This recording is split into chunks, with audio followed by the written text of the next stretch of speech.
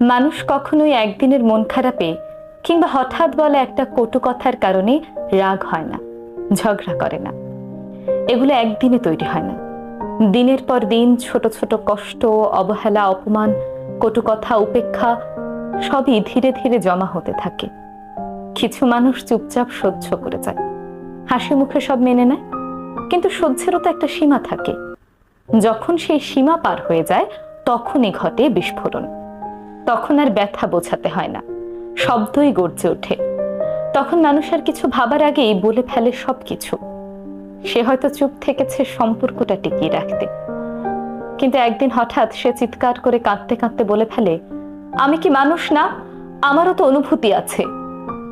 লোকে তখন ভাবে, এ একটা কথায় এত রাগ কেন? কিন্তু তারা জানে না, ওই এক কথার পেছনে আছে শত শত না বলা কথা, অগণিত সহ্য।